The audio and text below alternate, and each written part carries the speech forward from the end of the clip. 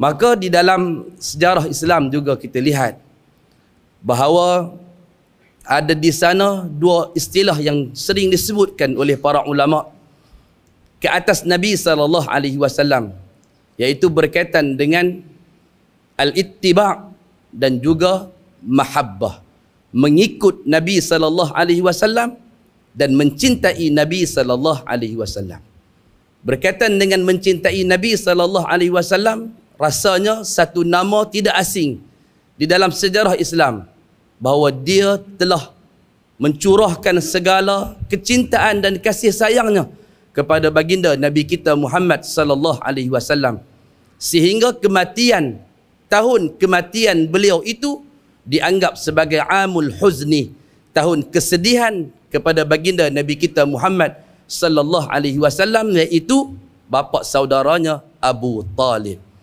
Jadi sempena dengan zikr Rasul, kecintaan dan mahabbah kepada Nabi SAW. Kenapa Prof? Kecintaan sahaja tidak membawa kejayaan kepada Abu Talib. Silakan Dr. Okey.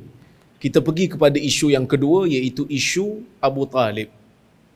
Abu Talib ini kalau kita tengok dalam hadis-hadis yang sahih, di sisi ahli sunnah, hadis-hadis yang sahih menunjukkan bahawasanya Abu Talib ini meninggal dunia ala millati ghairil Islam. Maksudnya dia tidak beriman kepada Nabi SAW. Walaupun Nabi itu telah berusaha. Di dalam Sahih Bukhari ada diceritakan kisah bagaimana Abu Talib ketika mana sedang gering, sedang sakit, Nabi SAW datang. Berusaha Nabi ini untuk mengislamkan Abu Talib. Tapi di sisi Abu Talib ni adalah pembesar-pembesar Quraisy. Ada juga pembesar Quraisy, dan Nabi SAW menyebutkan, ya am, qul la ilaha illallah kalimatan uhaju biha laka indallah. Wahai ayah saudaraku, kau sebutlah la ilaha illallah, satu kalimah yang aku boleh gunakan untuk berhujah, membela engkau di hadapan Allah nanti, menyelamatkan engkau di hadapan Allah. Abu Talib tidak mahu.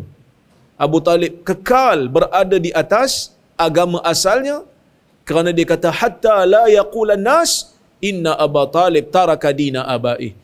Aku tak nak sebut, nanti orang akan kata Abu Talib meninggalkan ajaran nenek moyang dia, ajaran tok nenek dia lah. Maka Abu Talib meninggal dunia dalam keadaan yang tidak beriman dengan Nabi SAW. Dalam peristiwa kewafatan Abu Talib ini, yang tidak beriman dengan Nabi Muhammad SAW ini, memberi kesan yang besar kepada diri Nabi SAW, kerana Abu Talib tu sendiri adalah pelindung kepada dakwah Nabi di Mekah. Kerana dia orang besar Mekah, orang segan dengan dia. Dia memberikan kepada Nabi SAW kebenaran untuk Nabi berdakwah. Tak diganggulah Nabi ni, walaupun orang lain ada, pengikut Nabi ni ada yang diseksa, tapi Nabi tu sendiri diberikan suaka. Tak ada siapa yang sentuh, kerana orang segan dengan Abu Talib ni. Yang kedua, sesuatu yang menyedihkan ialah kerana Nabi ni secara peribadinya sayang kepada Abu Talib. Sayang kepada Abu Talib, tapi Abu Talib meninggal dunia dalam keadaan tidak mahu mengikut dia. Maka semua yang Abu Talib lakukan dari sudut jasa-jasa itu tidak mampu untuk menyelamatkan Abu Talib ni daripada api neraka. Dalam peristiwa ini nak memberikan kita beberapa pengajaran. Pengajaran yang pertama ialah seseorang yang berjasa besar dalam agama, selagi mana tidak ada iman, maka selagi itu tidak akan boleh selamat daripada neraka Allah. Walaupun dalam riwayat ada menyebutkan Nabi SAW memohon kepada Allah, berdoa kepada Allah supaya Allah meringankan azab Abu Talib, dan Allah Ta'ala makbulkan, sehingga Abu Talib itu akan dipakaikan dengan sepatu, dengan kasut dalam neraka. Bila dipakai, menggelegak otak dia. Dan itulah di antara azab yang ringan di dalam neraka, disebabkan oleh kerana jasanya. Walaupun jasanya besar, Abu Talib ni kalau nak kira jasa dia dengan jasa kita, jasa dia besar lagi. Jasa dia besar lagi. Tapi insya-Allah kita doa kita mati dalam iman. Tuan-tuan sebut amin. Amin. Moga Allah Ta'ala jadikan kita ni mukminin sehingga ke hari kiamat. Walaupun mungkin jasa kita dalam dakwah ini tidak sebesar jasa Abu Talib, insya-Allah kita doa pada Allah dengan iman yang ada dalam jiwa kita, kita bawa pergi berjumpa dengan Allah, kita akan selamat. Tidak akan masuk ke dalam neraka untuk tempoh selama-lamanya. Insya-Allah kita doa pada Allah.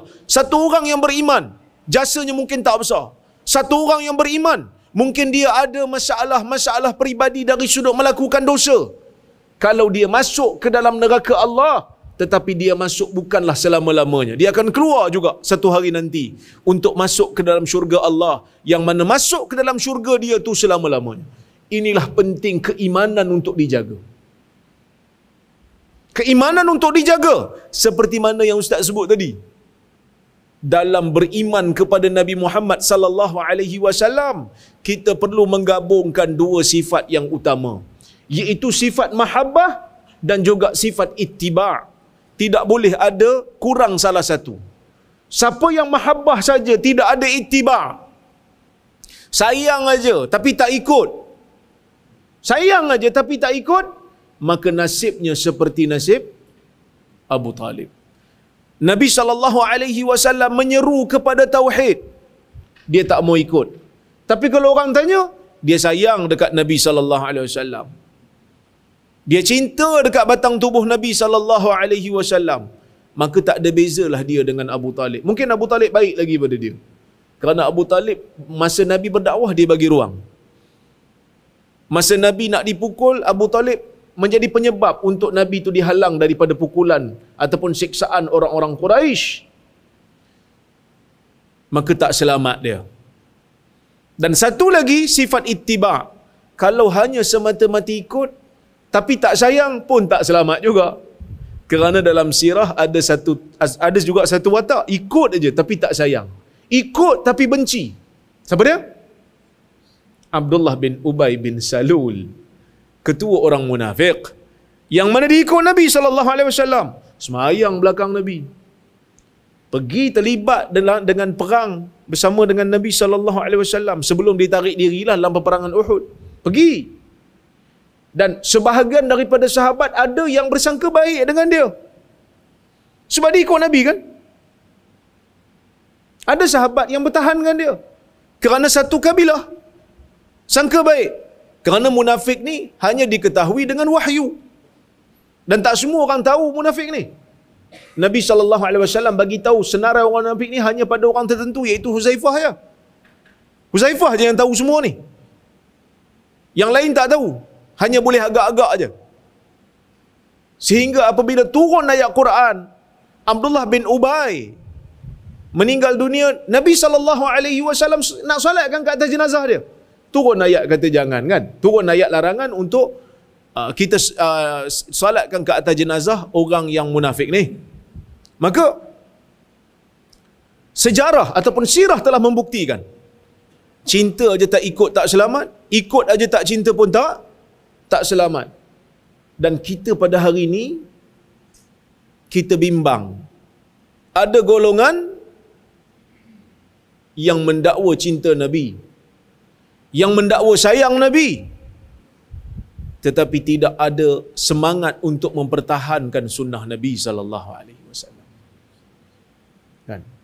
Itu yang saya pernah sebut, tuan-tuan. Tadi saya sebut sikit dah. Saya tak ada masalah sambutan Maulid ni kalau pengisian dia okey. Tapi kalau pengisian dia jenis buat maskot unta, tuan tengok ada video buat maskot unta. Pertama membazir, yang kedua buang masa. Baiklah kita hari-hari Maulid orang cuti tu, kita buat program baca hadis Nabi SAW. Tu lebih bagus.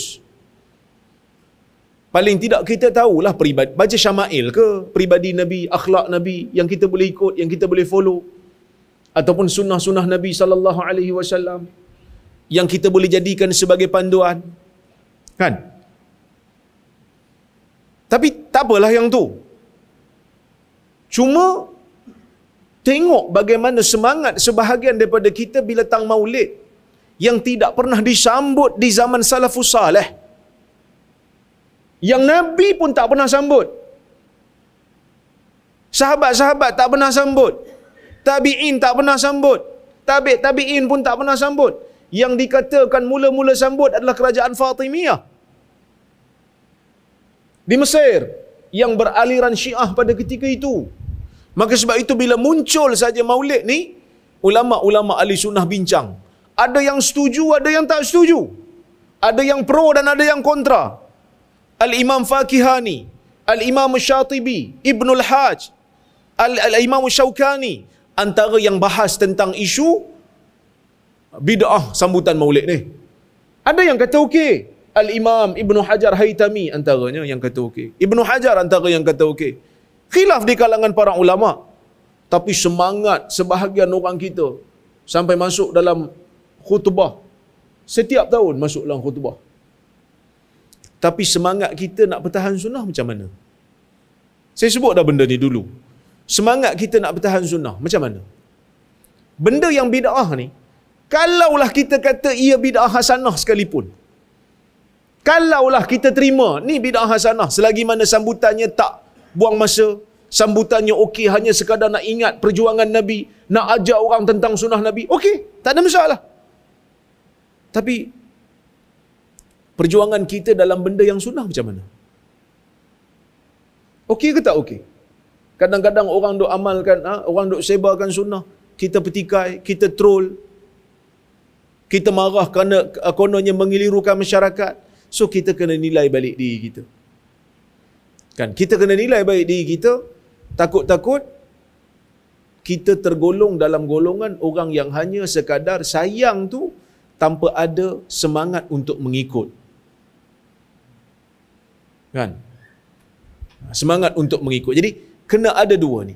Dan di antara faedah juga, hikmah yang kita boleh ambil daripada peristiwa ni, orang yang nasab dekat dengan Nabi SAW, kalau dia tidak mengikut apa yang digariskan oleh agama, nasabnya tidak sekali-kali boleh membantu dia. Berdasarkan hadis riwayat Muslim, Nabi SAW menyebutkan, man bata'a bihi amaluh lam yusri' bihi nasabuh. Atau kama qal, sesiapa yang amalannya lambat, sesiapa yang amalannya itu tidak baik, nasabnya tidak boleh memperlajukan dia. Hari ini kita berdepan dengan suasana di mana kita pun jadi keliru. Kita disuruh untuk menghormati ahli keluarga Nabi SAW. Betul. Ahlul bait kita hormat. Tetapi kita tak disuruh untuk memuja berlebih-lebihan. Betul, Nabi SAW menyebutkan tentang kepentingan menjaga hak ahlul bait. Dalam hadis Zaid bin Aslam, Nabi SAW suruh kita jaga kepentingan ahlul bait, kepentingan ahli keluarga Nabi, keturunan Nabi SAW. Betul, kita hormati mereka, kita sayangi mereka. Bahkan kalau mereka saleh, mereka berada di atas jalan sunnah, kita sayang mereka lebih daripada yang lain lagi, kerana mereka mempunyai nasab yang mulia daripada orang lain. Lebih mulia daripada orang lain. Tapi kalaulah kata orang yang berketurunan Nabi ni tak mahu mengikut jalan Nabi SAW, kita kena tahu mereka juga tidak selamat. Kan? Mereka juga tak selamat. Jadi ini sebagai satu panduan pada kita lah. Kan? Kadang-kadang kita senang sangat digula-gulakan dengan title-title yang tertentu. Itu pun ada pertikaian tu baru ni apa? Dikatakan cicit Nabi datang. Saya tak nampak dia buat daurah lagi, saya tak tahulah, mungkin ada. Tapi saya tak nampak lah buku apa yang ditulis ataupun ilmu apa yang disebarkan. Yang saya nampak dia naik kuda je. Itu pun Masya Allah, orang perempuan menjerit-jerit tengok makcik-makcik. Kebetulan handsome pula tu. Kita muka ustaz tak handsome. Saya ingat kita kena pakai bedak banyak-banyak lah. Tapi tak boleh ustaz, no. Kita keturunan bukan keturunan Nabi SAW. Cuma keturunan Nabi Adam je lah. Kan? Tapi nak bagi tahunya, nasab sekali-kali tidak akan boleh membela kalau seseorang itu tidak mahu mengikut jalan Nabi sallallahu alaihi wasallam. Dan yang ketiga, ini untuk kami jugalah para pendakwah ni, peristiwa kewafatan Abi Talib dalam keadaan tidak beriman, ia menjadi satu semangat bagi kami ni, yang kadang-kadang bila pergi dakwah orang akan kata, alah kau cakap banyak, keluarga kau pun bukan semua okey. Ia sebagai satu semangat jugalah pada kami. Sebab dalam sejarah ada para anbiya yang isterinya tak mau ikut dia. Ada anaknya tak mau ikut dia. Dan Nabi Muhammad sallallahu alaihi wasallam, bapa saudara yang rapat, yang sayang dengan dia pun tak mau ikut dia. Bukan salah Nabi tu, tapi salah orang yang tak mau ikut tu. Selagi mana kita telah melaksanakan tanggungjawab dengan betul, kita telah menasihati, tapi orang tu tak mau ikut, maka ia bukanlah salah kita lagi. Ia sebagai satu pengajaran bagi kami ni, semangat untuk kami inilah. Sebab kadang-kadang orang duk hentam juga, tak payah cakap banyak lah, pergi balik ke keluarga hang dulu. Dia orang tu pun maraban tibin duk ada. Maraban tibin kata orang Perak ni, apa orang boleh panggil apa, tak tahu. Huru-hara.